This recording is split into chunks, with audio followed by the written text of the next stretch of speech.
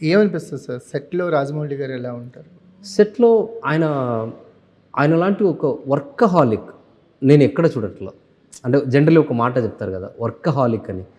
పని మీద మాత్రమే థాట్ ఉంటది. వేరే ప్రపంచం ఏముండదు. పనికి వస్తే పని. దాన్ని తప్ప ఏం ఆలోచించరన్నది నేను చూసిన ఒక గొప్ప మనిషి ఆయన. ఆయన నుంచే అది నేర్చుకున్నాను నేను యాక్చువల్‌గా.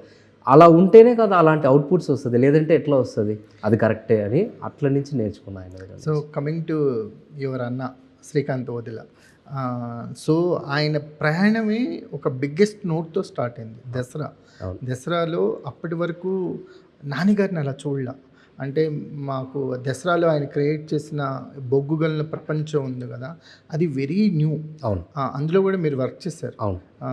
సో ఆయనలో ఆయన వర్కింగ్ స్టైల్ అంటే చాలామంది శ్రీకాంత్ ఓదెల వెరీ అంటే తను ఏదనుకుంటే అదే తప్ప అసలు డీవియేషన్స్ ఉండవు. అంటే కాంప్రమైజ్ ఉండదు. అది ఏవైనా కానీ అవతల నానిగారుని అంతకు మించిన బిగ్గెస్ట్ స్టారుని ఆయన ఈక్వల్గానే ట్రీట్ చేస్తారనేది ఉంటుంది కదా! ఏమనిపించింది ఫస్ట్ దసరా సెట్స్‌లో చూసినప్పుడు? ఆయనకి దసరాలో నా శ్రీకాంత్ అన్నకి ఫస్ట్ మూవీ కదా! ఆయన ఫస్ట్ మూవీలో ఆయన దగ్గర నుంచి నేను చూసి అడ్మైర్ అయింది, నేర్చుకున్నది ఏంటంటే ఆయనకి ఒక అసాధ్యమైన ఒక ధైర్యం ఉంది. ఒక డార్నెస్ ఉంది.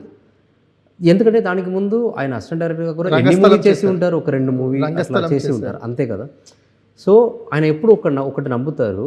నిన్న దాకా కూడా జరిగింది, నిన్న షూటింగ్ దాకా కూడా ఆయన ఏదో ఒకటి మాట్లాడి ఉంటే జస్ట్ వింటాం కదా మనం. ఒక్క విషయాన్ని ఆయన నమ్మితే దానికి ఆపోజిట్లో 100 మంది అపోజిషన్ చెప్పినా కూడా ఆయనకి ఒక్కవేళ దాని మీద కాన్ఫిడెంట్ ఉంది, ఇది గట్టిగా కొడుతుందని నమ్మకం ఉంటే ఎవరు మాట వినరు.